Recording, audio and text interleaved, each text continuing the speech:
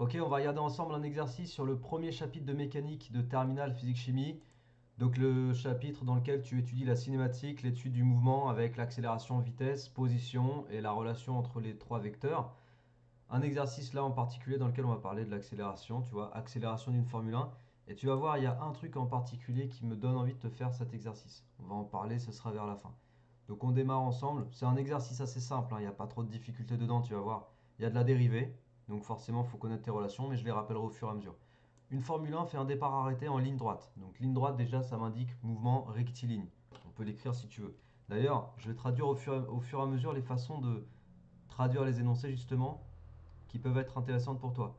Ligne droite, donc ligne droite, tac, ça m'indique un mouvement rectiligne. Donc mouvement rectiligne, ça veut dire que je travaille sur un axe que je peux appeler par exemple OX. Donc ça veut dire que j'ai pas de coordonnées suivant OY en fait. Voilà. Et là, tu vois, j'ai une première façon de traduire mon énoncé. Donc ça m'amène à considérer que je ne vais travailler qu'avec une coordonnée des vecteurs. Ok. Par exemple, le vecteur V, le vecteur vitesse, il aura pour coordonnée Vx et puis 0. D'accord. Il n'y aura pas de coordonnées du vecteur vitesse suivant l'axe OY parce que je suis dans un mouvement rectiligne, parce que je suis sur un mouvement lié à l'axe OX. Pareil, l'accélération, elle aura une coordonnée suivant X et puis pas de coordonnée suivant Y. Et puis de la même manière, le vecteur position, il aura une coordonnée suivant X, donc ce sera XT, et puis rien suivant Y. D'accord.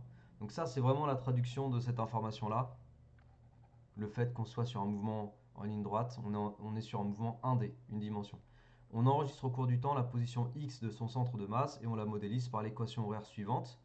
Xt égale nanana, entre les instants 0 secondes et 5 secondes. Ok. Donc entre deux instants t0 et t1. X est en mètres, t est en secondes. On va réécrire la relation, histoire de se l'approprier.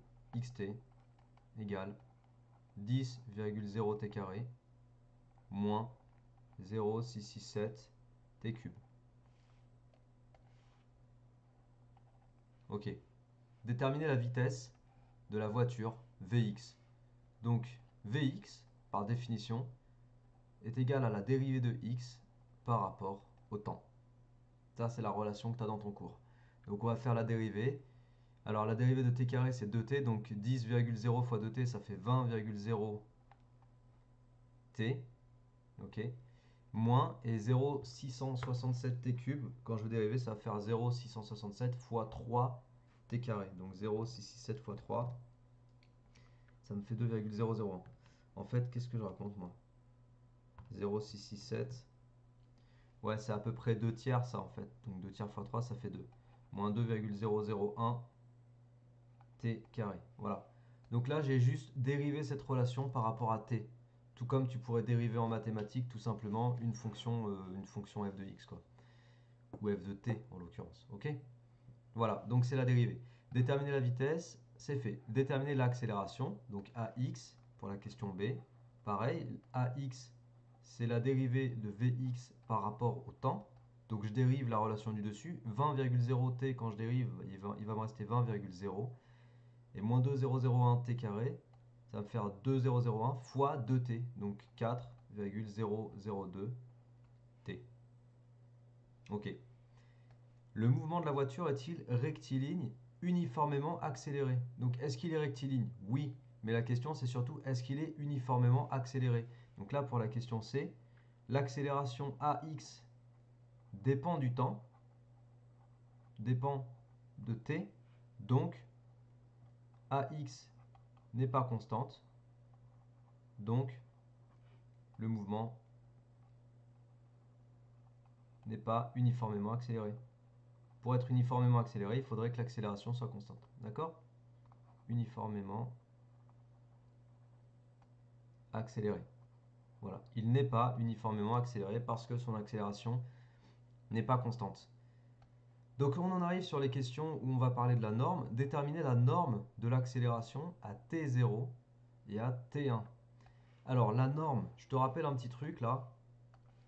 C'est que la norme d'un vecteur, si je prends un vecteur u de coordonnées ux et uy, la norme du vecteur u que je note comme ceci, c'est égal à la racine carrée de ux carré plus uy carré, dans un repère orthonormé, etc. Ça, c'est ce que tu as en maths. Donc, il ne faut absolument pas que tu fasses la confusion entre ax, qui est une coordonnée, et a, qui représente la norme du vecteur a. D'accord? Ax, c'est pas la même chose mathématiquement que a. Tu ne dois pas confondre une coordonnée d'un vecteur et la norme du vecteur. C'est vraiment deux choses différentes. Ax n'est pas égal à la norme du vecteur a. Ok? Fais très attention à ça. Donc on va poser les choses pour rédiger correctement. Donc question D, déterminer la norme de l'accélération à t0 et à t1.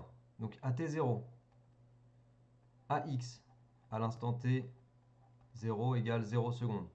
C'est ça, hein, t0. Ouais, t0 c'est 0 secondes et t1 c'est 5 secondes. Donc ax à 0 secondes, je remplace t par 0 dans ma relation. 20 moins 4 fois 0, il va rester 20. Ça fait 20,0. Ça c'est ax. Donc la norme de a à l'instant t0, c'est quoi? C'est donc norme de vecteur accélération, c'est donc racine carrée de ax à t0 plus ay à t0. Là, je te marque tout pour que tu évites les confusions en fait.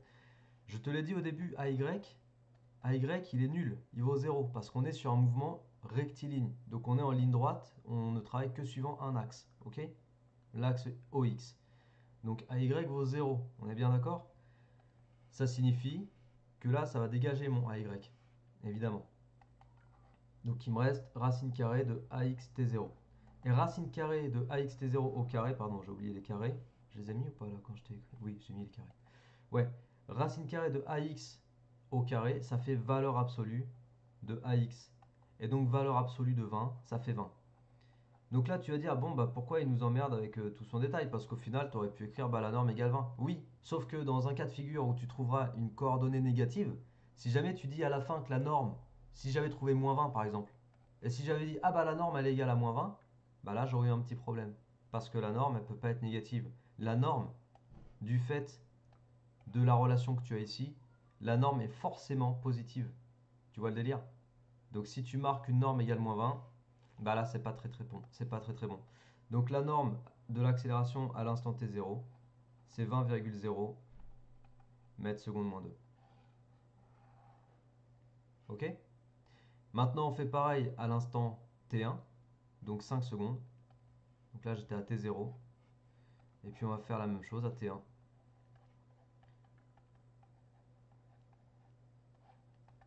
Donc l'accélération, la coordonnée suivant x à l'instant t1 égale 5 secondes. Ça fait 20,0 moins 4,002 fois 5. C'est-à-dire 20, ça va faire très peu. Hein. Moins 4,002 fois 5. Ça fait moins 1,0 fois 10 puissance moins 2. Tu vois, ça c'est AX. Ok? Et là, on est dans le cas de figure dont je viens de te parler.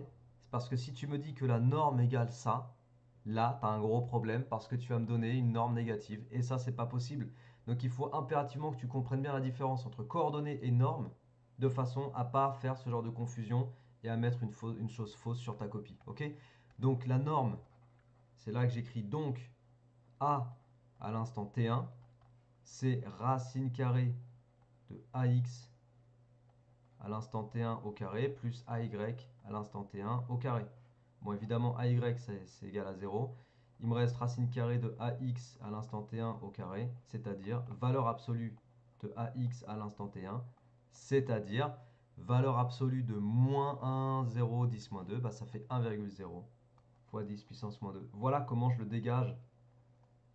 Voilà comment je le dégage, mon moins qui m'embête et qui ne me permet pas de répondre à la question de la norme. Okay, c'est comme ça que je l'enlève, c'est en repassant par la relation de base qui te donne la norme d'un vecteur.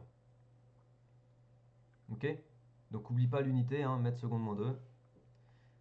Et ça répond à la question D.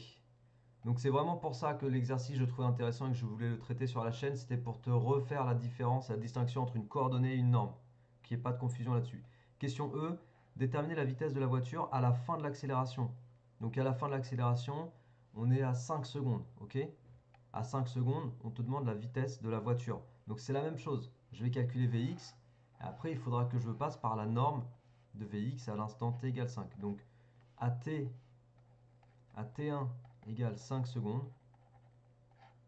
Vx à l'instant t1, c'est quoi? Je reprends la relation qui est ici et je remplace t par 5. Donc c'est parti, 20 fois 5, moins 2,001 fois 5 au carré.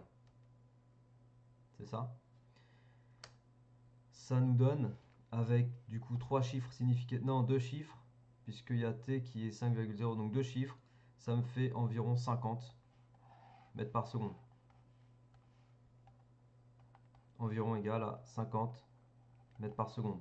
Donc, la vitesse à l'instant t1, c'est la norme, je vais réécrire directement avec racine carrée de vx carré à l'instant t1 plus vy carré à l'instant t1.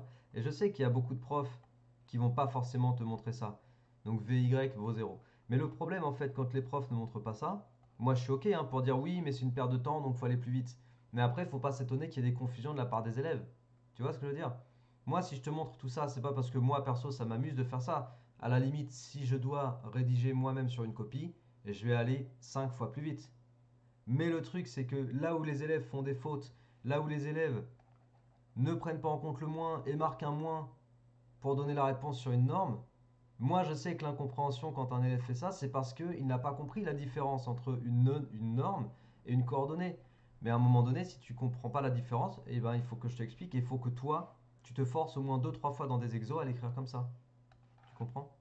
Voilà, donc après, valeur absolue de Vx, c'est-à-dire V à l'instant t1, c'est 50 mètres par seconde.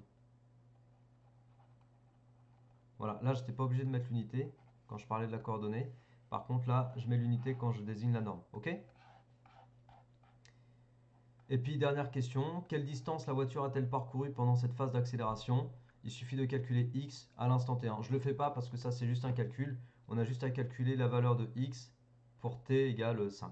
Tu fais le calcul et ça te donnera la distance en mètres. Voilà, c'est tout pour cet exercice. J'espère qu'il t'a plu. Moi, ça m'a fait plaisir de t'expliquer cette différence entre coordonnées d'un vecteur et norme du vecteur. Ok, ne fais pas la confusion. Et si tu as compris ça, tu as tout compris. Donc n'hésite pas à partager cette vidéo autour de toi si tu la trouves utile, à t'abonner à ma chaîne évidemment si tu n'es toujours pas abonné, à aller voir sur mon site internet tout ce que je te propose en termes de contenu si tu veux aller plus loin que des simples vidéos YouTube, si tu veux les fiches synthèse, des vidéos d'exobilan réservées en physique chimie aux abonnés sur ma chaîne, etc. Tout ça c'est sur mon site. Moi sur ce, je te dis bon courage, travaille bien et à la prochaine. Ciao.